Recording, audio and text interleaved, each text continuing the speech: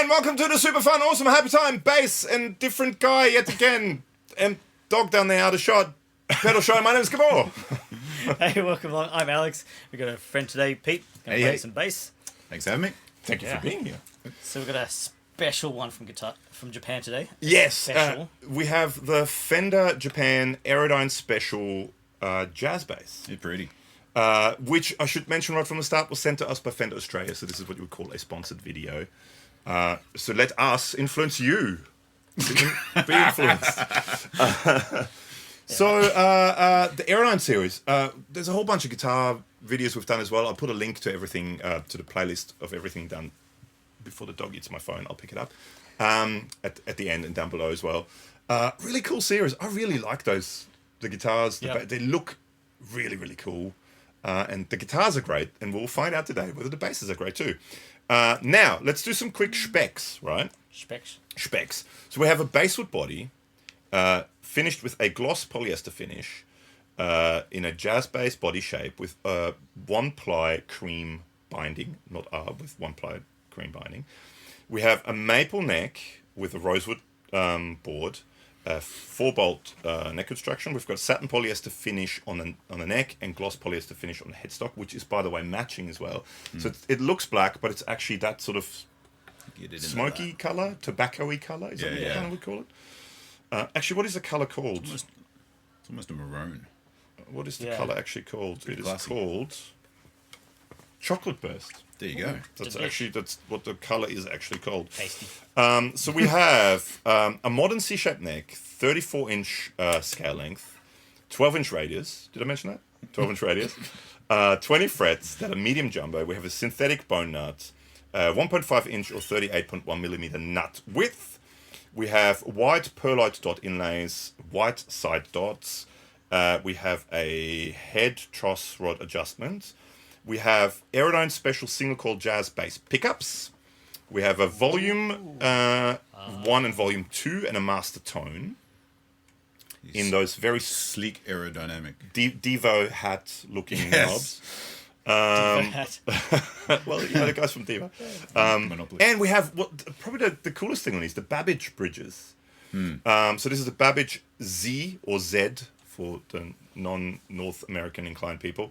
FCH4 bass Babicz Bridge with standard open gear machine heads that are chrome skirted control knobs, nickel plated 45 to 105 gauge strings, and it comes in a deluxe gig bag.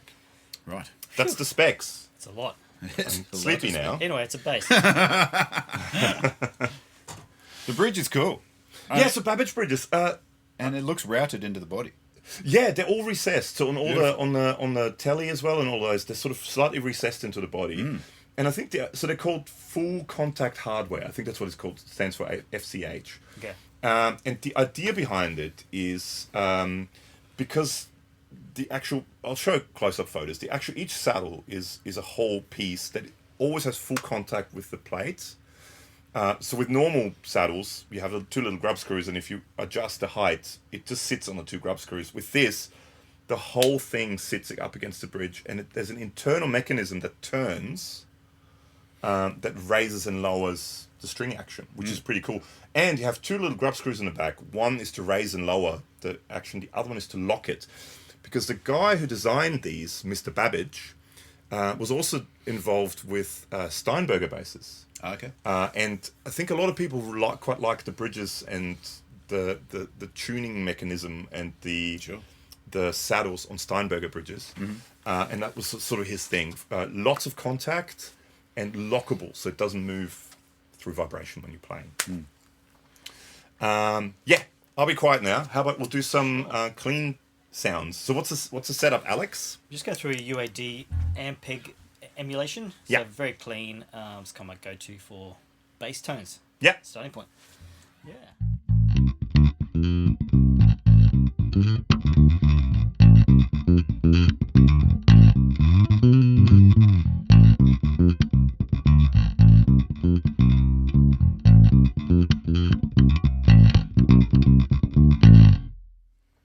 So was that So that was everything up. Oh, everything full. Okay. So if we want some back here, go bridge on full, maybe neck on half.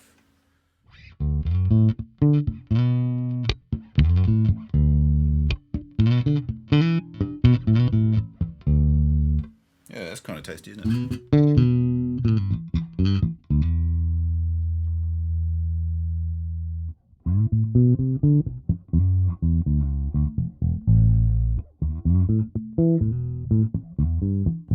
That classic sort of really round town. Finding out Round more and town, more. round Round town. town? I'm going around town.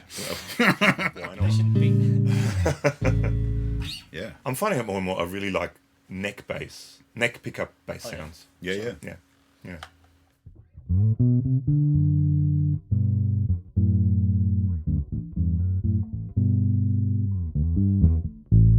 Yeah, it's quite nice. It is quite comfortable to play. So, and this as well, because I'm not a bass player. When these arrived, I haven't touched anything. I haven't set anything up. I haven't changed the string height. Haven't adjusted the truss rod. This is the way they came out of the box. All right. So set up quite well. Yeah, yeah.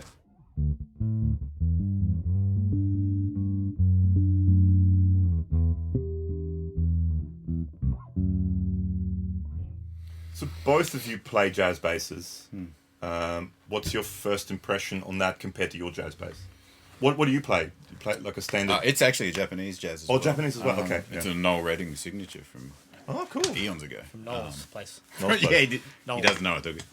Yeah. Yeah, it, like very vintage frets. This, more modern fret. The neck finish is really quite nice. It's a super slick satin thing. Again, that's the whole Aerodyne series. I find the necks feel really, really well. They're great necks, just in terms of finish and profile. I find. Well, obviously being Aerodyne, it's light.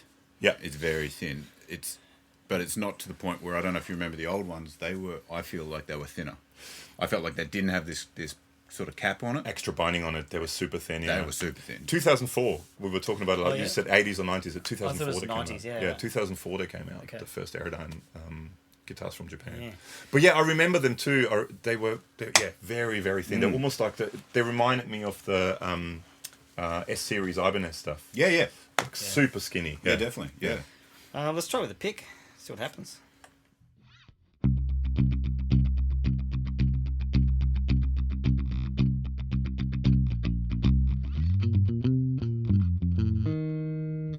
I feel like running upstairs and punching a bit of meat. just punch dancing my way through a forest.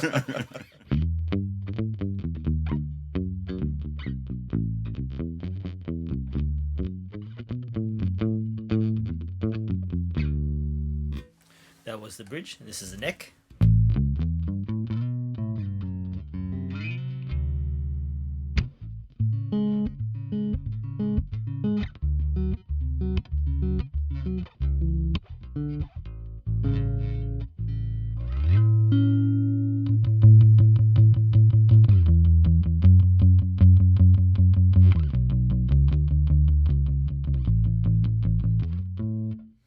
Should try that with a tone down. Let's. Yeah.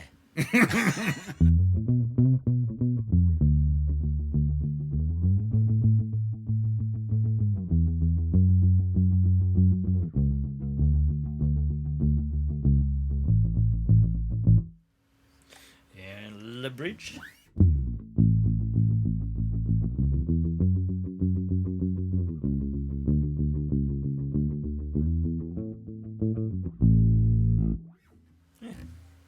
Does pick work? Should we get less tasteful now? Sure. Here Yes. you Fuzz it up. So I'm going to use now the Space Sounds Do you want me to get it? spacecraft. Yeah, there's a dog in the way. So, why did you turn the knob down? go. Because that's a filter. Yeah, that doesn't matter. You don't turn knobs down.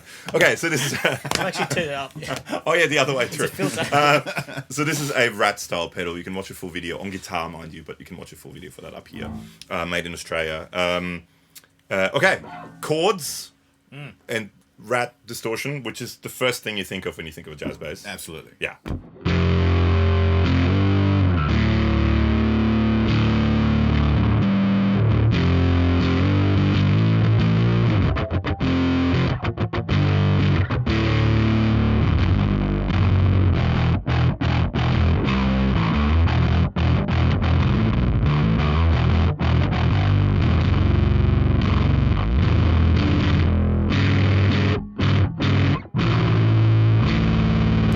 fives, man.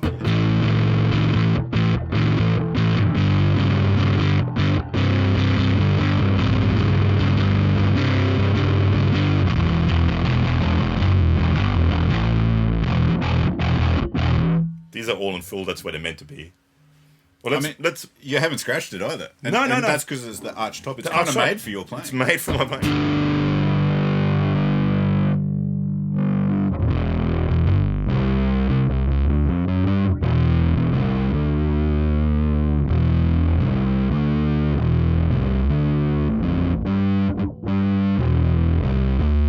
What's that weather report song? Oh, Yeah, it was something like that. It's not that, but it's something like that. And it's for copyright reasons. Exactly. It definitely is not. Don't want to touch report that. song.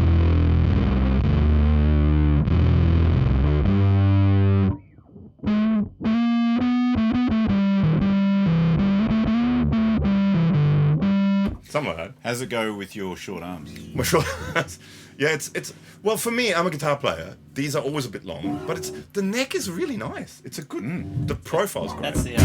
That's the jazz bass thing. Oh, is that a jazz bass thing? Yeah. Oh, so like sort of skinny and round. Is that a Yeah. jazz bass thing? Okay. That's my knowledge of basses. So that's if you do that, that's the bridge, yeah. Yep, bridge.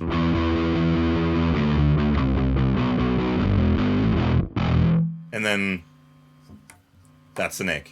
Yep. Yep. Or middle, I guess. You comfy there, dog? The dog is kind of... Well, she's making herself big. The tone dog. That's why there's extra tone. Because she's on my foot now.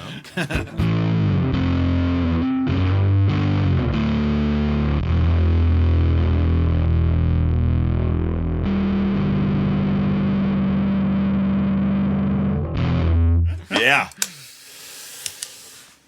Take it away from me. Okay, yeah, fair enough. It's safer in other people's hands. Can I get my foot back, dog? Thank you. I think a bass so light, it's got a great balance point. Like Well, that's a good point. That's a good point. when they actually, take so much weight out of it, it would tend to do this. See, and you're that's- constantly holding it all night. That's why we have Pete This around. feels well balanced, which is sort of work of the gypsies. If you're going to make something that light, you've got to figure out how to make it balanced, and they've done a great job. It's really good. Light witchcraft, So if you will. medium to light witchcraft. Now let's talk price, right? Okay. So in Australia it is about $2,400. Let's check out prices in other places. So Aerodyne. So 2,400 with a gig bag, With a gig bag. and probably done for a reason. I mean, this is going to be a workhorse, Yeah. and it weighs nothing. Yeah. So to strap it on your back and go into a gig, Yep. super handy. So $999 US at Sweetwater at the moment. Yeah. Wow. So it's a fair bit cheaper in America than it is here. But so the thing I looked up with this generally with the whole Aerodyne series. So the closest in the Fender family, right? The closest relative to it is the Vintera series, Right. which is the Mexican made, which is in Australia maybe a couple of $100 less. It's sort of around 2,122 or around a 2,000. Let's say around 2,000. This is a couple of $100 more. In America, I think they're around a sort of $700-800 mark. Right. Maybe about 100 US, about 200 Australian, cheaper. Sure. Right. Next one after this is basically the US. I think they're called Performer series, the base US model, which is in Australia almost $500 more. Right. In America, a couple of $100 more as well. So this sits in between the, I guess, top of the line Mexican and the lowest US. Sure. If you're going to, for example, the Ultra series, you're looking at almost double the price. Close, not quite, but almost double the price. So now, price in relation to what you get. I mean, you don't get a gig bag, you don't get a case, Yeah. but you don't get a hard case until you get to the professional series, Yeah. which is close to $1,000 more. So the base US series gets the same bag, the Vintera series gets the same bag. So we're really just looking at specs and feel, really comparing it to the top of the line Mexican and the lowest US. Thoughts? Well, fit and finish straight up. It's quality. I mean, that's the long-standing Japanese tradition of doing beautifully doing everything beautifully really well. To me, I think I mentioned to Alex the other day, we were doing a video of the Telecaster, the Aerodyne Telecaster, Sure. which you can watch up here, by the way. And they had at Music at Noosa, music shop where I teach guitar, they just got in one of the Ultra Series Telecasters. In beautiful blue, I think it's called Cobra Blue. Beautiful guitar, beautiful guitar. But I went sort of out of my way to check how different is an almost twice as much guitar, not quite twice as much, but almost twice as much. And to me, the finish and the feel and the frets and everything was very, very comparable to the Ultra Series. Sure. Which is higher end. And because it's also the modern thing, the Ultra Series. It's a more modernized. It's not the, different neck carve. The carve here is different. It has more of a tummy tuck. Like it has this sort of more contoured thing. So the Ultra Series is sort of the modernized US version, fairly high end. This is a kind of modern version, made in Japan. Yeah. So to me, it didn't. The quality wasn't any less than what you would find in the Ultra Series. Okay. And I don't know about basses, but on guitars, the Vintera stuff, the Mexican stuff, some of it is great, but then some of it you kind of go, Sure. Hit and miss. Whereas these, I find, I don't know, to me, value for money, these are... Yeah. I think the only reason you wouldn't go with these is because of cosmetics and the look. Yeah, if you wanted the traditional look. Yes, because they've got their own personality, their own thing going on. I think you'd probably either like it or not like it. Mm-hmm. Yeah. That's just a personal thing. It's not right or wrong. Yeah, it is polarizing because it is a modern take on something vintage. Yep. Even though I think in that burst, this is quite. It looks has a kind of a Under vintage lights, kind of. I mean, that looks pretty cool. It has a Jacko thing to me. It's very practical, though. I mean, if you're a guy that's got a busted shoulder and a bad neck, and you've got to hold up... Most musicians... You've got to hold up a heavy bass all night. This thing, you just wouldn't even feel it. Yeah. It's just... It's way lighter. You put it in a gig bag, you do one run in with it. It's fantastic. I'll put up weight down the bottom. I haven't measured it, but I'll measure it at home and I'll put the weight up down the bottom just so we can see how much they are. Hardware looks great. Tuners look fantastic. I think it's a workhorse. I think it's a lightweight workhorse that you could do just about any gig on. Again, I can only talk about the guitars because I haven't really been using the basses, but the guitar, they stay in tune really, really well. The machinettes feel quality. Yeah. So I think the quality instruments. That's Stuff. let us influence you with that. Yes, indeed. Hey, what do you guys think? Let us know. Have you tried these series before? Would you like to? It's a dog. Dog's there. There she is. Woke up. There'll be links to more Japanese Fender gear coming up after the end of the video. Yeah, and I put up a playlist. Yeah, at the end. There. Yeah. And thanks again to Fender Australia for hooking us up. And thank you to Peter. Thanks for having me. The Pumpkin Eater for being here. Hey. You had to get it in. Had to come up. Had to get it in. And the playlist is here. See you soon. See ya.